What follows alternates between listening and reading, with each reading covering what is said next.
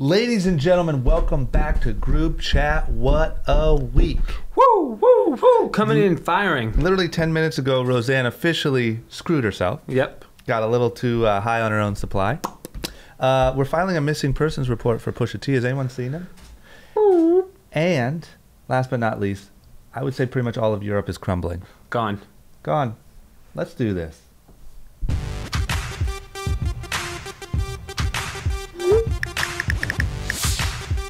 Guys, welcome back to Group Chat. As always, the news never fails us. Never. I mean, one thing that we've never done is sat in these seats and said, what are we going to talk about? Something always happens. It just piles in. And this week, well, let me say this.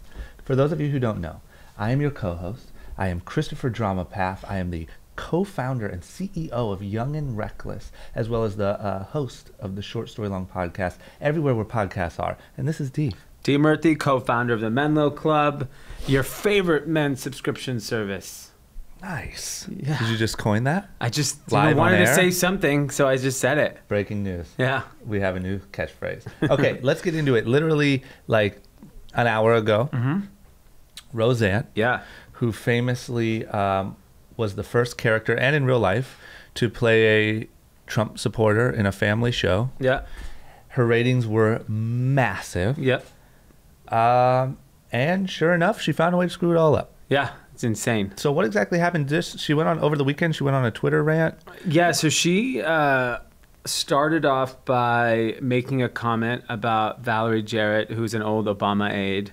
Okay. I don't know the background of why she even said anything, but she started saying a comment about her parents Valerie Jarrett's parents are from Iran. So talking about she's a Muslim, Brotherhood meets Planet of the Apes. Shocker. Little racist. Yeah. And so that obviously backfired on her. Yeah. She actually then immediately backpedaled and apologized not too far after that this was incorrect and she's a patriot and blah, blah, blah. Sure. Then she went on, which that comment alone was insane. Yeah. And, this morning I woke up to Wanda Sykes was her head writer, yeah, who's African-American, who I didn't even know that was, like, she was cool with working with her. Yeah. She quit over those comments because realizing that it's, like, not kosher. Yeah. Then, over the weekend, she also attacked Chelsea Clinton, calling her Chelsea Soros Clinton, saying that George Soros owns the Clintons, and said that George Soros was, left all the Jews behind in the Holocaust, and she really just hit all the hot words. She literally offended all the racist, like Planet of the Apes, Holocaust, Muslim brother. Yeah. Holy cow, man! And so she's pretty much attacked Chelsea Clinton, George Soros, Valerie Jarrett, who's an Obama aide, all in one weekend. Yeah. And obviously, like, we're accustomed to comments coming out of her mouth. She's always been an outspoken person. Yeah. And I think even I thought, I was like, okay, what's the punishment going to be, right? Like, in most cases, depending on the company, like, there's everything from suspension to, maybe just a public apology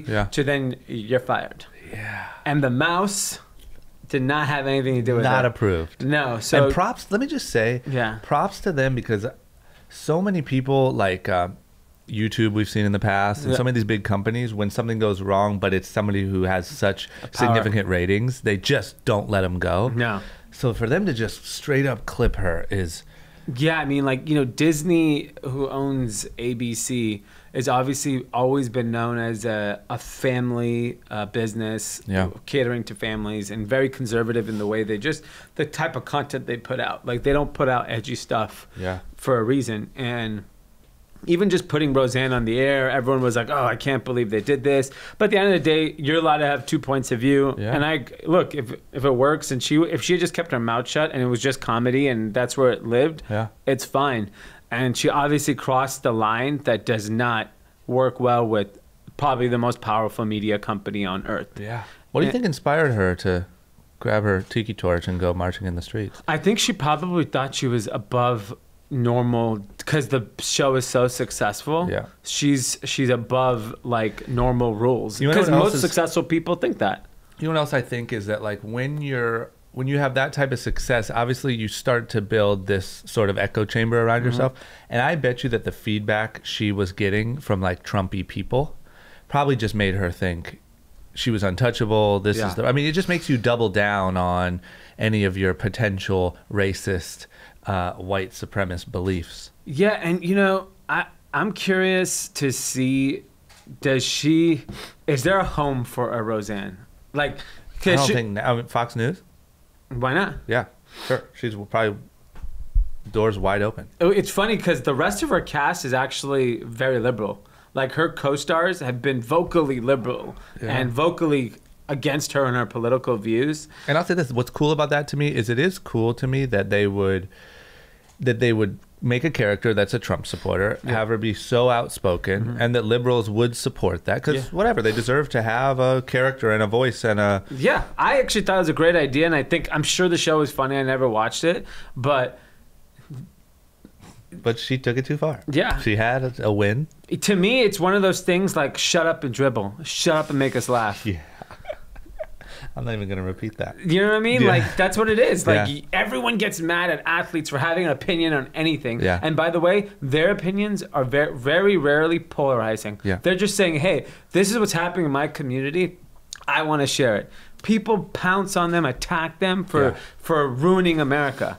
This woman's just attacking, like, verbal attack on anyone that's in anything that disagrees with her, which no one, like, none of the professional athletes that we've discussed have done that. No. They've donated their money, they've donated their time, they've donated energy. And so in this type of situation, I'm just like, I don't care. Good for her. It sucks for her co-stars and all the people that were employed because of her show and who may not have shared the same view, but, you know, it's glad to see that people are held accountable in today's kind of world. Yeah, sometimes you don't even have to like tweet about it. You can just let someone kind of destroy their own thing. Yeah. You know what I mean? When Roseanne was first really winning, there was a part of me that was like, oh, that sucks. Yeah. But whatever, just wait long enough and oh, here comes the racist tweets. Because she could have easily, if she just signed off of Twitter, because she said, I'm done with Twitter after she apologized. Yeah, of course you are. Twitter's done with you. I mean, I think she has a talk show and it's wildly successful and she's the new Rush Limbaugh. Yeah. How about that? Start a podcast. Can make a lot of money. Yeah. Good for her. Okay, NBA playoffs. Yeah. Much more lighthearted, much more fun. Yeah. As we all know, I'm not a massive NBA fan, but this entire playoffs has been so fun to watch. Yeah. The Rockets are out. The Cavs are in. So did you watch the King? LeBron and his pack of friends are in. You know what I was saying? Imagine if Cavs bench, because no one does anything anyways. Yeah. Cavs bench should be celebrities. Okay? Yeah. You go get like the hottest social media stars in the world. Yeah. You put them on the bench and you just have them do social media the whole time. They don't need to play basketball. You could have the rest of the team be social media stars. Yeah. And we'd probably score more points. I mean, literally, at least it'd be entertaining. Like, imagine making Steph Curry laugh during the free throw and he misses it. Yeah. Because no one on the Cavs is doing anything. Nothing. I will say this is the first time ever that I've seen like the press be pretty heavy on like he might be the greatest of all time. Yeah. Because it's improbable to just take a band of nobodies to the NBA Finals. I can't believe he did that. I don't, like I said, I'm not really that passionate about it. Yeah. But that was pretty incredible. Yeah. I thought there was no chance. Yeah, I mean, look, unfortunately, he's going to play the Warriors, and something insane needs to happen for them to actually win the NBA Finals. I'm as big of a LeBron fan as you can get. Yeah. And so maybe we'll go to a game in Cleveland again. Mm-hmm. But I was just super excited to see him win. And the ESPN is just egging him on. So like, what does it mean this year? Because, you didn't really have any support. You just did. And he's just like, look, this was a tough year, but we stuck together as a team. They're just pointing like, come on, just say it. Yeah. You took a bunch of bums to the NBA Finals. He's bulletproof. Yeah, and he he didn't say anything, didn't do anything, which was awesome. And then the Warriors win, which sucks. And then what's more interesting is both Game 7s were record ratings. Really? Yeah. So literally between like the final numbers haven't come in, I'm sure by the time this comes out. Yeah. But they're saying the Cavs game was roughly 18+ million viewers and the Warriors was a little bit more. Yeah. So I'm curious to see if the NBA Finals is actually lower or higher because it's the same damn teams that have been happening over and over again, which kind of sucks. But it's exciting to see, you know, this kind of like rivalry go back and forth. But so it got 18 million viewers for the Cavs game with LeBron. LeBron is the biggest star in professional sports in America. Okay, you can argue not globally, but 18 million seems light. Yeah. And that was a record rating. 18 million viewers? But I think so many people get like highlights on their phones. Yeah. I don't know. Even I wasn't by a TV and I was just refreshing the score. So you didn't actually sit and watch? No. That's so. No. Yeah, no, I didn't. Okay. Or the Rockets game. I watched the last. Yeah. No, I missed the second half of the Cavs game. Yeah. Yeah. Which is crazy. So I mean, I wonder. I wish you could find out how many people are actually paying attention. That's what I'm saying. Probably That's like 100 million. 100 million Yeah. paid attention, and then 18 actually sat and watched. Yeah. But you can't monetize the 100 million. But you have to think sports are different. It's not Roseanne, where you're not calling your friend and saying, "What did she say? Yeah. What's going on?" Refresh. Roseanne makes joke. Like you're not like it's not like a TV show. Yeah. It's you can watch these refresh. You know what I mean? Yeah. It's probably 50 million people paid attention. I'd be interested to know. Cool. I'm excited for the finals. Starts Thursday. Me too. We should start looking at tickets. Yeah. Just not the losing game like we did that one year. I know. What a bummer. Not a good place to be. Cleveland's not a good place to be on a loss. No. Okay, next up, we have an APB out for Pusha T. Did you listen to the album first? Yep. And I want to break down the series of events that happen before you could dive into the beef. Yep, I already feel like my opinion is unpopular in the sense of like with like hip hop people because I think Pusha T is actually really cool. I think that his lyrical ability is very cool. I think it's really cool that he gets to wait however long he wants to wait, puts out an album, there's still an insane buzz and people are waiting to see what he says. He has this kind of like voice on what's going on. Yep. But I didn't love it. It's too much like, I get it, man, like you dealt drugs. Yeah. Like we get it. Yeah. It's how long has it been? You know what I mean? Since you've sold one. It's just like you got to evolve a little bit. Yeah. And I get it. It's really cool the way he says it. But like, bro, you're like 40. Yeah. You're not dealing drugs anymore. And any bit that What if he is dealing drugs? Then just focus on that, because I bet that's going better than your current rap career. Because any bit that I was on the fence, I listened to it, I liked it. I wasn't going to listen to it all week. I like the Kanye record. Kanye's verse was the best. Agreed. On the album. Agreed. And then, so what happened was when the Drake thing happened, and the fact that he made a little 2-line diss, and 6 hours later, Drake has a full song that he obviously had prepared because he knew that was coming. Yeah, I mean, the timing was, if I was him, I would have waited like 2-3 more days. But it just is like, don't stop it. Yeah. Like he's just right on top of you. Just dead. Like you say 2 lines like, will Drake respect? New song has just dropped on SoundCloud. It's funny, on Saturday morning at our weekly run club, one of the guys was like, oh, I'm going to listen to the new Pusha for the run. I was like, I'm like, you didn't hear? He's dead.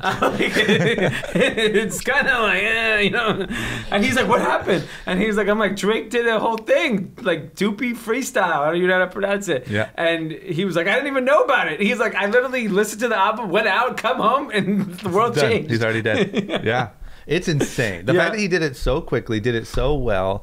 He even says, you might have sold a little drugs for Nikes and Mercedes, but you act like you sold for Escobar in the 80s. And I was like, same here. I feel this. I feel you, Aubrey. But no, I don't know. I think it's pretty incredible that he was that quick on it. It's funny watching the Drake backlash. In what way? Because people like jumped all over him. You know, like the hip hop police. Was out in force against Drake. Well, they hate Drake. They hate Drake. It's to me, as being a fan of LeBron and Drake. Yeah. I see. You're the most hated. Yeah, like literally, like I feel like I'm fighting for my life every day, rooting for these. They're clearly the two of the most talented people.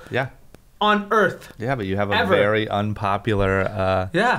And because they say Drake's not a real rapper, Drake's not this. I don't know what I noticed on that song is he knows how to rap. Yeah.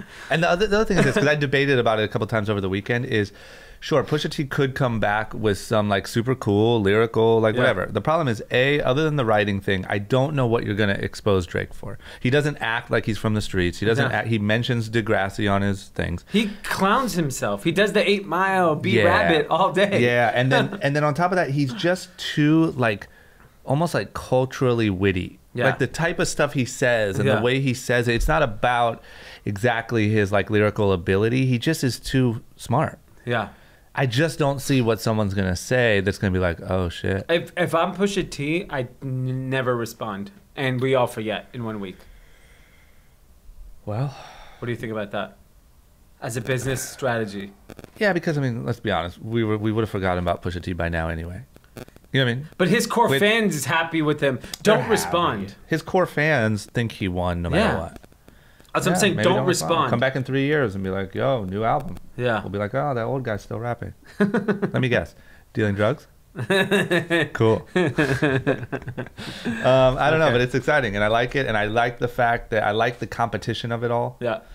I like the fact that Drake responded. I love it. It really makes me like enjoy the art and the competition that is rap music. Yeah.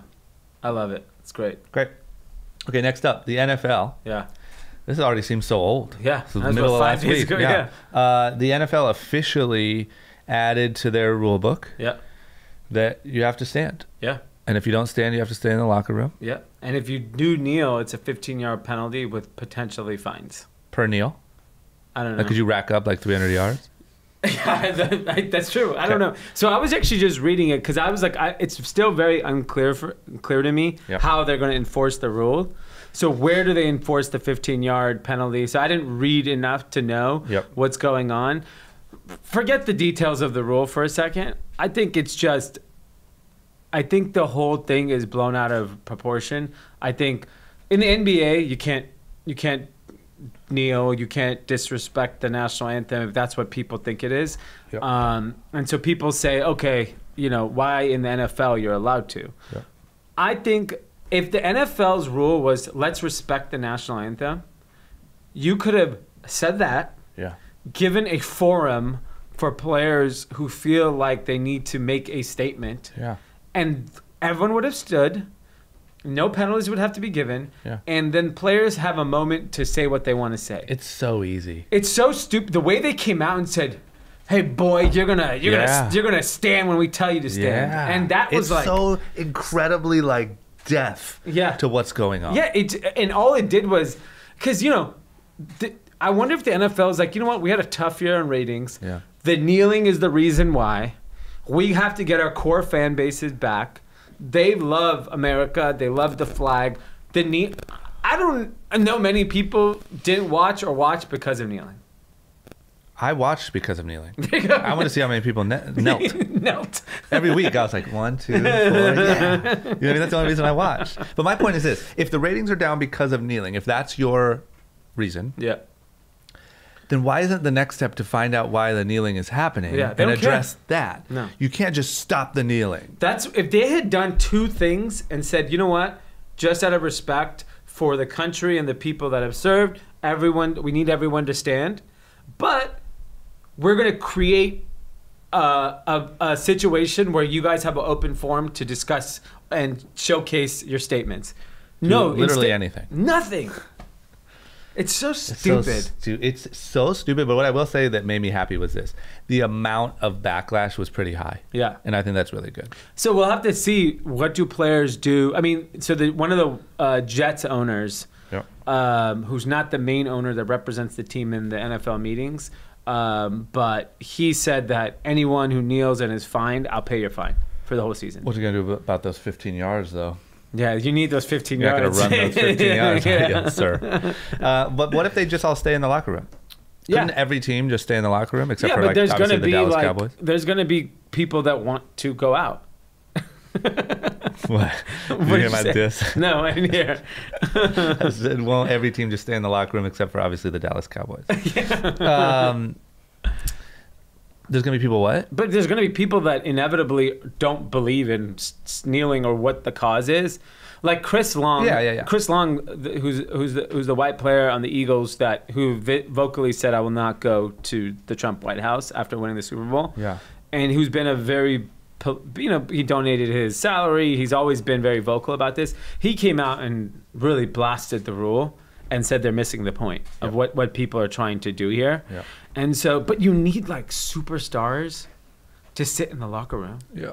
You need Tom Brady, who at the moment, by the way, is throwing a football across from one yacht to another in Monaco. Yeah. You think he gives a single crap about kneeling? I mean, I'm just saying, I don't think yeah, sure, he's the guy, but he has to anyone but him. Yeah. Isn't he Trump's homie secretly? Yeah. But wifey made him shut up? Yeah.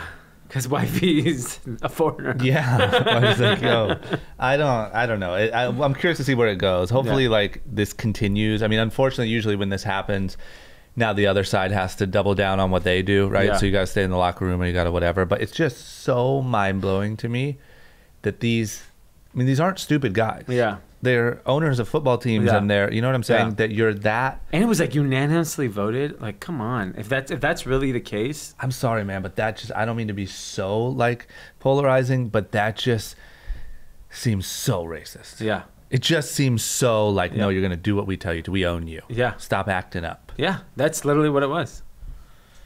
Well, next topic. Man, a lot of Trump this week. Yeah. So this is really funny. Yeah. This is half funny, half depressing to me. Yeah. It's depressing that this is what we're dealing with in politics and what the big, what's going on, what people are spending their time doing. But also really funny because like the whiny little baby that is the president of the United States has been told that he can't block people on Twitter anymore. Yeah. And even if they say mean things to you, you can't block them. And it's unconstitutional. Yeah. To me, that's the equivalent of him kneeling. Blocking? Yeah. It's just stupid. But way dumber. Yeah. Because it's only for the right to not hear mean things. Yeah. That's it. Yeah. It's way worse. So I mean, it's just so pathetic. And so a judge in Manhattan, so 7 people that got blocked wrote a letter to the White House saying, you need to unblock me, First Amendment reasons. It's an open forum. We need to be able to talk to our president. Yeah. And he needs to be able to hear us. And they didn't respond, so they sued him in court in Manhattan. And the judge ruled and said, you know what? Twitter is like a town hall type venue. Yeah. And they have to be heard. And these are your constituents. You got to hear them. So the White House hasn't really responded yet. And I'm curious to see. So the judge can't rule an injunction and say, go unblock these people. Yeah. Judges ruled and said, look, you need to unblock these people. Yeah. These are the reasons why. Go figure it out. So they'll be given some time for them to like legally fight it. Can you imagine this was happening? Yes. Someone's going to have to walk in and say, Donald, sorry. Yeah. You lost. Yeah. No. And I wonder how many people he's blocked. Probably a lot. Because also how much he's probably blocked over time. Because I was looking the other day how many people I have muted on Twitter. Yeah. What is it? It's a lot. Can you give me a number? It's probably close to 100 people. Okay, so then Trump has 2,000. And way more. 50 million people follow him. And by the way, I muted 100 people just because they're annoying. I didn't mute people that talk crap to me. Yeah. You think about how many people are talking shit all day. I wonder how many I've blocked over the years. Oh, yeah. Probably a lot. Yeah. Well, either way, I'm sure there's a whole lot. Yeah. And the fact that he's going to hopefully have to sit, not him, but some unfortunate person, sit and unblock. Yeah. Because you got in trouble. Yeah, it's good. It's amazing. To me, it was just funny. Like, people are just, it's a waste of everyone's time that this is even in the court of law and we're paying for this nonsense, but it's a good laugh. Said it before and I'll say it again. This is America. Yeah. These are the issues. Okay. Next up. Yeah. We're all being spied on. Yeah. It's getting kind of creepy. Yeah. We said to get rid of that Alexa, Google Home. And what's funny is I have one in my house. I have a Google Home in my house that I've left plugged in. I unplugged it. Yeah. Because I don't use it. I just say, hey, what's the weather? And it tells me just. Yeah, like. Cause I feel like I'm talking to a robot. So Alexa what happened was a family had a conversation about a person, and supposedly they said the perfect chain of words that sounded like they said, Alexa, please record this conversation and send it to this person. And so that's what happened. The person got the conversation sent to them. Yes, which I still don't understand how it all worked out and all the details and logistics. But the fact that this is even possible is damn scary. Scary. Because, like, especially someone like me who talks a lot of shit about people. Like, I literally immediately unplugged my I got rid of Alexa a long time ago from home, and I had a Google Home assistant. I was like, oh, I'm going to be, like, futuristic. I'm going to voice my calendar. Blah, blah, blah, blah. Did you ever use it? What? Did you ever use it? No, because it doesn't do that. You can't say add to your calendar on Google Home. Yeah, all it does is makes an Amazon shopping cart for you. It literally can tell you the weather. That's it. It's a fancy device to tell you the weather. It's so stupid. But the fact that this is happening, and I saw an article, I didn't read it in depth, but I saw an article over the weekend that said how to check every conversation that Alexa has recorded and delete them, which is insane. It's creepy. Because, like, I'm just thinking about all the stuff that's said behind closed doors. Well, those doors are open now, dude. Like, they're on a server somewhere. Freaking out if all that stuff got recorded. It's just like, how does someone perfectly say, hey, Alexa, record this and send to D? D is such an asshole. I hate D. That stupid shirt he wore, so stupid. I say that all day about everybody. As soon as the door closes. Can you believe that? What an idiot. Send to Chris. Imagine. That'd be a funny skit. Everyone leaves your office and they keep getting what you said about them when you walk out. It's a good SNL skit. Oh, man. Okay, well, hopefully, I don't know, because it is like such a promising technology. Like, so many people are on it. Because that also means Siri. That means everything. It means everything. So I don't know that it's going to go anywhere. I don't know. But I'm curious what happens. We'll see. On to the next. Apparently, hopefully before long, we'll be able to get from here to China. In 6 hours. 5. Really? I shot low. I guessed and shot real low. So what's happening? They're trying to bring back like a Concorde type. So they're trying to bring back supersonic travel. So, you know, like you would hear a sonic boom when you take off type stuff. And so there's a company called Boom Technology that's raised a bunch of money that thinks this is possible by like 2023 is their target, maybe even sooner. They're still very early stages of this, but the idea is that there's enough demand from LA to Shanghai and back to finance it. So, you know, British Airways used to have it back in the day from London to New York.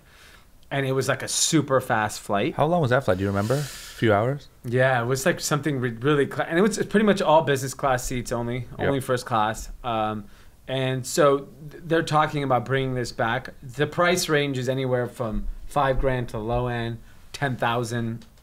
It's probably going to be like $10,000. Somewhere in that range. It would have to be, right? But 5 hours LA, Shanghai, for someone in our industry that like has to go there for work all the time, I could go to Shanghai for the weekend. Which would be epic. That's so nuts. What's the normal flight? I mean, first of all, if you can get on the LA Shanghai direct, you're talking, what is that, 12 hours? Which is tough, right? Yeah, and so you end up, like I end up flying LA Hong Kong, LA Seoul, because the flights that go directly on to Shanghai now are like the Chinese national airlines, which for a vegetarian, they're not very friendly. And the movie selection is crap. I get it, like, man. I was on Air China, and I was like, how about some movies, like, give me a Fast and the Furious. Like, give me anything. And literally, they do not want to get... And they're like crazy with the rules on the phones. I literally could not look at pictures on my phone during the flight. Really? So I need supersonic air travel to come. Listen, those are all very valid complaints. So, well, hopefully but that it's happens. Exciting. Yeah, that's really cool. Shout out to Brian Toll for signing me that.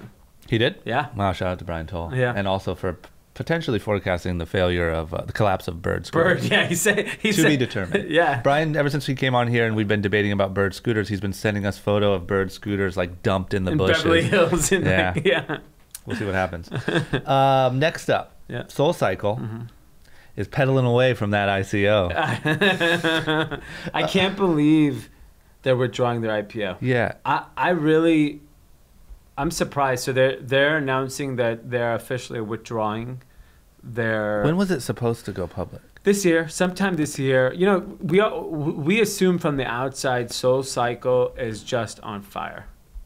It seems like it. Because you're judging it by the places you go to.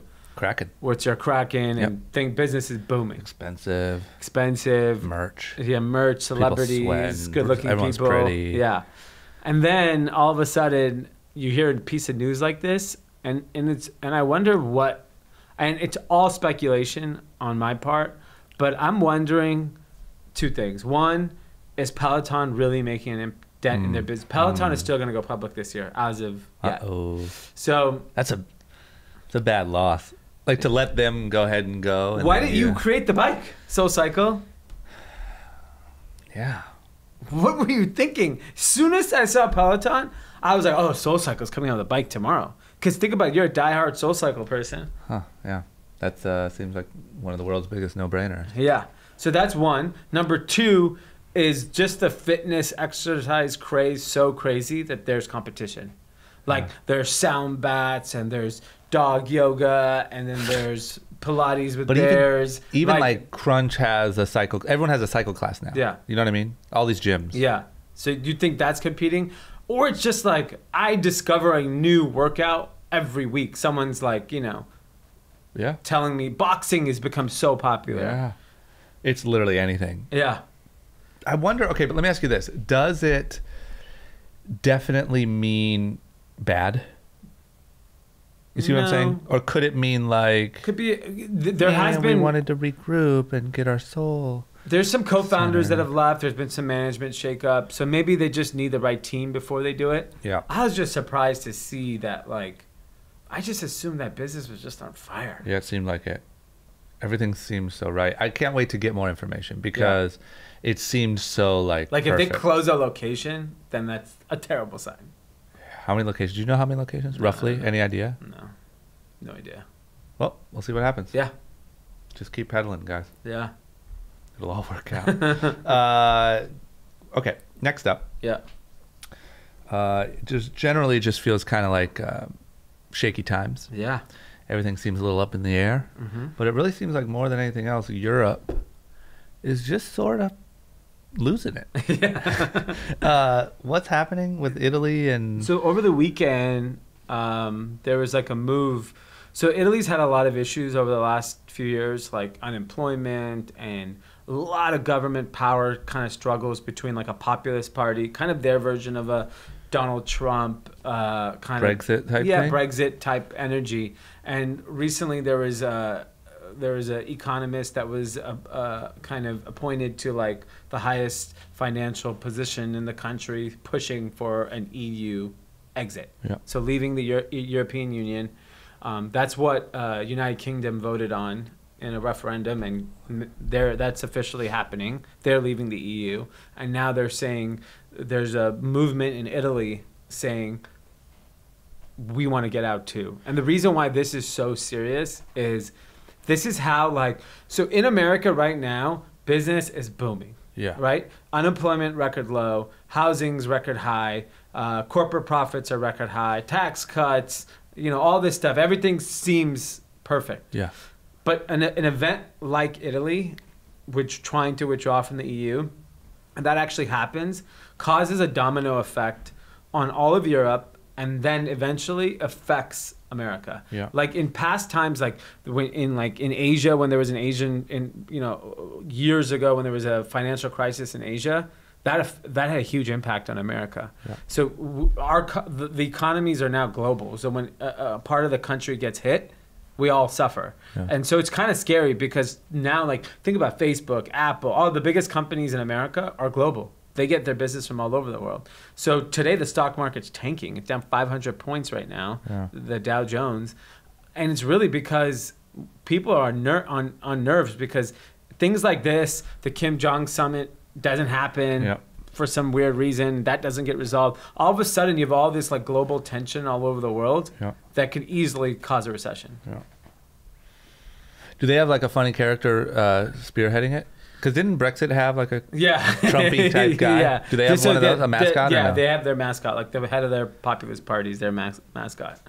So what do we do? We just watch it? Just pay attention? And... I mean, I just think, you know, it's funny. I was talking to Kevin about it this weekend. He's like, it really feels like '06. People are just spending money left and right. And you know what happened after '06? The world fell apart. Yeah. I just think people need to be very conservative right now. Yeah. We've had too many good years. This is not the time to be like... Buying chains? Yeah. Like, maybe you buy a silver chain. Conservative. Yeah. Be conservative. Okay. Get the same thickness, the same length, but you go silver. Okay. Instead of a gold. Lessons from Dee Murthy. Yeah. On stunting in 2018. Go silver. Yeah. It just, it does feel like that. And it's just, when everything's too perfect, I get nervous. And right now, everything feels too perfect. Okay, well, let's end it on a positive note. Okay. Let's play a little game called How much money do you need for bankers to think you're rich? Yeah. You know this one, I don't. It came from an article. So Bloomberg did an article interviewing private wealth managers. So those that don't know, private wealth managers is when you make a bunch of money, these bloodsuckers start roaming around your office trying to see, oh, you're about to sell your company. Oh, you must have this much money. We will now manage your wealth. Yeah. And they charge a fee to manage your wealth. Yeah. So, you know, I know a lot of these folks, so I was curious. So I click on the article on Bloomberg and I read it. How rich do you think is rich in their eyes? So I'll give you a stat. Okay. In 1994, which is roughly 25 years ago, they said, this same banker said $3 million of investable cash. Considered you to be rich. Assets don't matter for this conversation. Investable cash, $3 million. What do you think it is in 2018? $10 million. $25 million. Cash. Yes. Aside from everything else. And by the way, apparently there's a ton of these people. So these people don't even show up and hang around your office unless you have 25 million cash? Well, this is like the ultra high net worth individuals. So when did like the bloodsuckers start showing up? Like, do they 12, 15? I think bloodsuckers start at like 3 to 5. Yeah. Because you get like the low end bloodsuckers. Yeah. But if you want like, so what they're saying is these folks are people, and why do you need someone who does this for you when you have this much money? Is people are setting up trusts, people are setting up charities, people are tax planning, people are setting up like generational type of wealth. And so it's like there's other services they offer, not just, oh, we're going to invest your money in stocks and bonds and get you into IPOs and stuff like that. You don't realize what these people are doing, getting you into art. Like if you go to Art Basel, the VIP area is sponsored by UBS, which is just tells you everything. Yeah. You know, UBS is a bank that manages very rich people's money. Yeah. And so they're obviously using art as an asset that they're selling to their people. And they're like, we'll help you connect. They just are doing a lot more than just managing your money. Yeah. And so I was just interested. I was just like, damn, $25 million is considered rich. Like, I got a long way to go. That's a real number. 25 million of like just have 25 million just sitting in cash. Yeah. Before you can even get some help out here. Yeah, and so the way they charge, so they talked about how they charge. So they charge between 40 and 100 basis points. So that's 0.4 to 1%. If you make like 20 in that $25 million range, and as you get to 100, 200 million, that fee goes down to as much as like 0.25% to manage it. So if you really think about it, if you're like worth $200 million, you pay 0.25% to make sure your wealth is safe and you're doing all the right stuff from a tax perspective. Yeah, it's probably worth it. Yeah. I mean, why risk it on your own? Because it's just too scary to go out in the world and try to figure this out. No, that's all true. It's just the fact that you're not rich until you have 25 million. Why do you think it's so high? People are making money. Up? Business is booming. What was the guy? Whose business is booming? Everybody's. Okay. I mean, just think of the tax cuts on corporations went to the top. Yeah. Right? So like the CEOs all are making more money. Bonuses will be up for all these Fortune 1000 CEOs. Yeah. They're all making more money than ever. And it's just mind-boggling that there's just many people, because every bank in the world is saying that this is the threshold. Some even said we won't even talk to people under 75 million.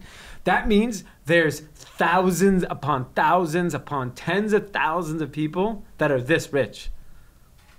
There's such a class divide that's going to happen in this next recession. Yeah. That it's going to be like, that's why I think there's going to be like a civil war. Yeah. Between wealthy people.